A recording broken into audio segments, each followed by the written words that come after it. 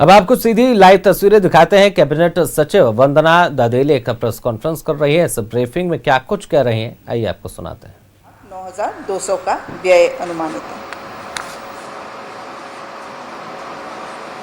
प्रस्ताव संख्या 3 जल संसाधन विभाग से झारखंड राज्य के समेकित विकास हेतु राज्य में स्थित रिवर बेसिनों में जल की अद्यतन उपलब्धता, विकास, इसके बहुआयामी उपयोग तथा कुशल प्रबंधन हेतु प्रथम झारखंड राज्य जल संसाधन आयोग के गठन प्रस्ताव पर स्वीकृति। जल आयोग, राज्य जल संसाधन आयोग।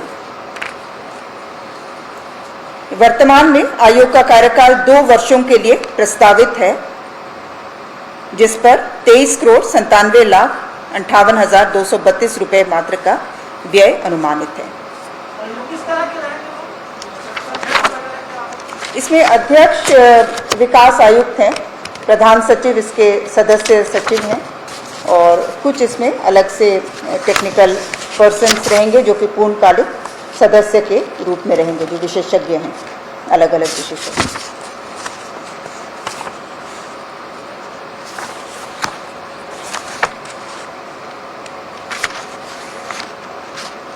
और आयोग के अंतर्गत जो कार्यकारी समिति होगी उसके अध्यक्ष सचिव जल संसाधन विभाग होंगे।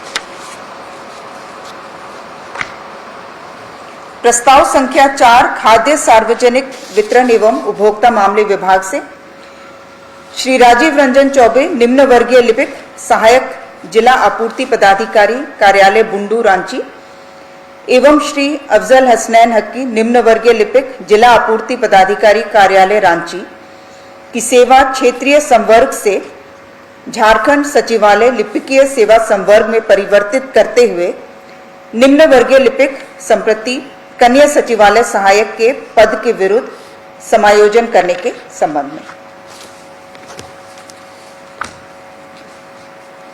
प्रस्ताव संख्या 5 वित्त विभाग से Jharkhand manpower procurement outsourcing manual 2025 के गठन के संबंध में। Jharkhand manpower procurement outsourcing manual 2025 के गठन के संबंध में वर्तमान में भी विभिन्न विभागों द्वारा आवश्यकता अनुसार आउटसोर्सिंग के माध्यम से तकनीकी कर्मियों को, यथा जो हमारे कंप्यूटर ऑपरेटर्स हैं, डेटा एनालिस्ट या अलग अलग कर्मियों को आउटसोर्सिंग के माध्यम से रखा जाता है, जिसके लिए जैप आईटी द्वारा एजेंसीज एम्पैनल्ड हैं, लेकिन इससे संबंधित विस्तृत नीति निर्धारित नहीं थी, तो ये बिंदुओं को स्पष्ट किया गया है। कितनी संख्या में कोई विभाग आवश्यकता के अनुसार मैनपावर रख पाएंगे, इसके लिए प्रशासकीय पदवर्ग द्वारा संख्या निर्धारित किया जाएगा। एडमिनिस्ट्रेटिव अप्रूवल जो देना है उसके लिए भी अलग अलग स्तर पर निर्धारित किया गया है कि सचिव कितने का सैंक्शन दे सकते हैं, मंत्री किस लेवल का फाइनेंशियल एडमिनिस्ट्रेटिव अप्रूवल देंगे। एक बार में जो भी आउटसोर्सिंग के माध्यम से जो मैनपावर रखे जाएंगे वो 5 साल के लिए अधिकतम रखे जा सकते हैं। उसके बाद पुनः जो है सारी प्रक्रिया की जाएगी, एम्पैनलमेंट की निविदा प्रक्रिया अपनाई जाएगी।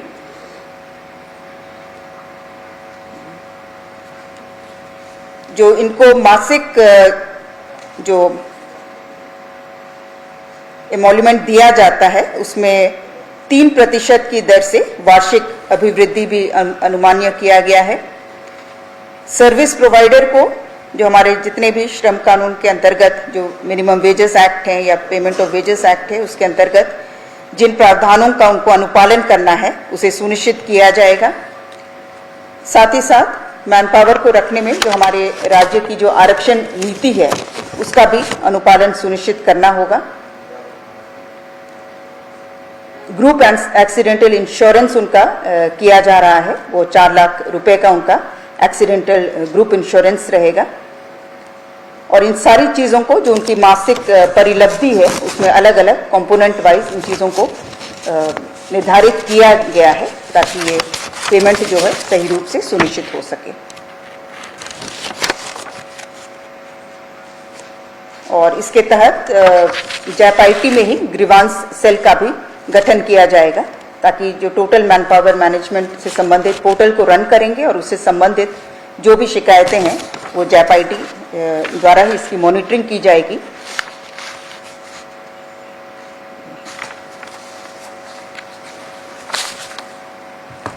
प्रस्ताव संख्या 6 कार्मिक विभाग से झारखंड वरीय न्यायिक सेवा नियमावली 2001 के नियम 4A में उल्लिखित प्रावधान तथा झारखंड उच्च न्यायालय की अनुशंसा के आलोक में झारखंड वरीय न्यायिक सेवा में जिला न्यायाधीश के पद पर श्री विकेश को सीधी भर्ती द्वारा नियुक्त किए जाने के संबंध में। प्रस्ताव संख्या 7 स्वास्थ्य विभाग से राज्य योजना अंतर्गत चतरा जिला में सामुदायिक स्वास्थ्य केंद्र ईटखोरी के भवन निर्माण की योजना में गबन की गई राशि का उपायुक्त चतरा द्वारा वसूली कर राजकोष में जमा करने की प्रत्याशा में गबन की राशि के समतुल्य राशि 22,07,722 रुपए पुनः आवंटित करने की स्वीकृति के संबंध में।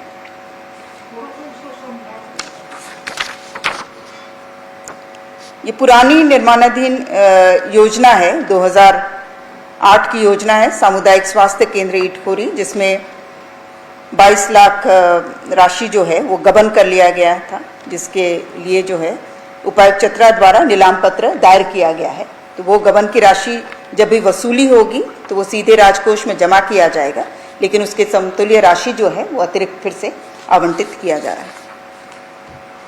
प्रस्ताव संख्या 8 वित्त विभाग से भारत के नियंत्रक महालेखा परीक्षक का झारखंड में एकीकृत वित्तीय प्रबंधन प्रणाली पर प्रतिवेदन को झारखंड विधानसभा के पटल पर आगामी सत्र में उपस्थापन के संबंध में। प्रस्ताव संख्या 9 वाणिज्य कर विभाग से माननीय झारखंड उच्च न्यायालय द्वारा पारित आदेश के अनुपालन में श्री रामविलास सिंह सेवानिवृत्त पदचर की सेवा नियमित एवं संपुष्ट किए जाने एवं दे एसीपी एमएससीपी का लाभ प्रदान किए जाने के संबंध में। प्रस्ताव संख्या 10 वित्त विभाग से भारत के नियंत्रक महालेखा परीक्षक का 31 मार्च 2024 को समाप्त हुए वर्ष की राज्य वित्त लेखा परीक्षा प्रतिवेदन को झारखंड विधानसभा के पटल पर आगामी सत्र में उपस्थापन के संबंध में। धन्यवाद।